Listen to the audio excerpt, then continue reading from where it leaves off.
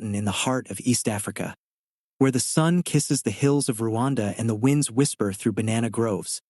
There stood a mountain called Nyamujara. The villagers believed it held a secret fiery spirit that watched over them, blessing the land with rain and harvest. But the fire had not spoken in years.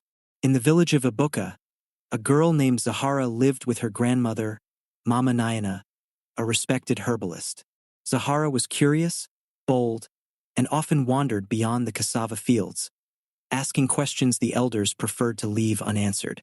One evening, as the sky turned copper and drums echoed from the valley, Zahara asked, "Why has the mountain gone silent?"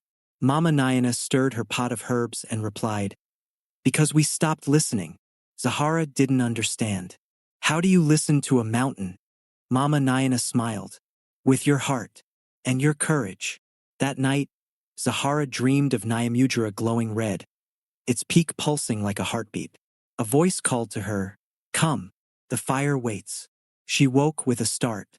The village was quiet, but the dream clung to her like morning dew.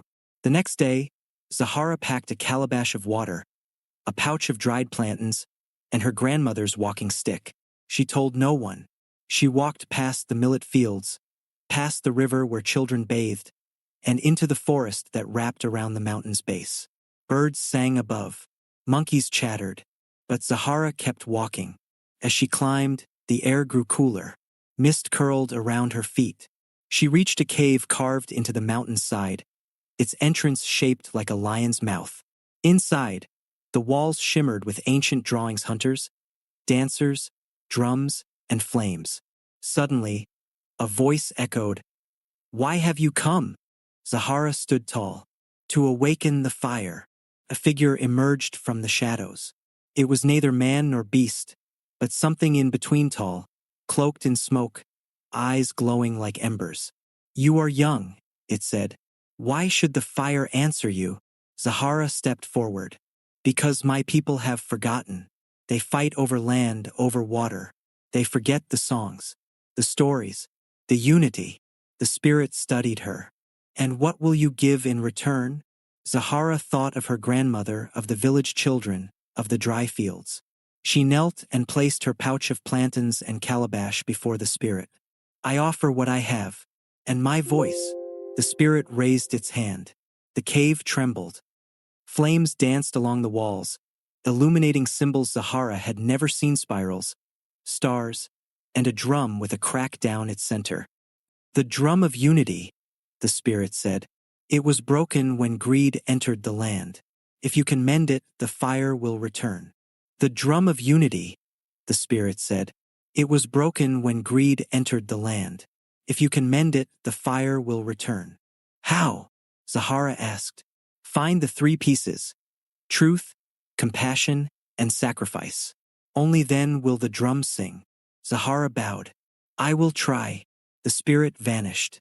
The cave dimmed, but Zahara felt warmth in her chest, a spark. She descended the mountain and returned to Ibuka. Her grandmother was waiting, eyes knowing. "You saw it," Mama Nyana said. Zahara nodded. "I must find the pieces." Mama Nyana handed her a woven satchel. "Then begin with truth." Zahara visited the village elders. She asked them to share the real history of Ibuka, not the polished tales, but the forgotten truths. One elder spoke of a time when the village was divided by clan rivalry. Another confessed to hiding water during a drought. Zahara listened, recorded their stories, and shared them at the next moon gathering. The villagers sat in silence, then in tears. Truth had cracked open their hearts. The first piece of the drum appeared in Zahara's dreams, a glowing shard shaped like a crescent. Next came compassion. Organized a day of giving. The rich shared with the poor. Children helped elders. Farmers traded seeds. A boy who had once stolen a goat returned it with an apology. The village felt lighter. Laughter returned. The second piece appeared this time in her waking world, nestled in her satchel. Finally, sacrifice. Zahara knew what she had to do. She climbed Nyamujara once more, this time with the two drum pieces and her grandmother's walking stick. At the cave, the spirit reappeared. "Have you found the third?" Zahara held out the stick. "This is my grandmother's legacy. I give it to the mountain." The spirit took it. The cave shook. The three pieces fused into a drum, whole and radiant. "Strike it," the spirit said. Zahara raised her hand and struck the drum. A sound like thunder rolled across the land. Rain clouds gathered. Rivers swelled. Crops bloomed. The villagers danced under the rain, singing songs they had long forgotten. Zahara returned, soaked but smiling. Mama Nayana embraced her. "You listened." From that day, Zahara became the keeper of the drum.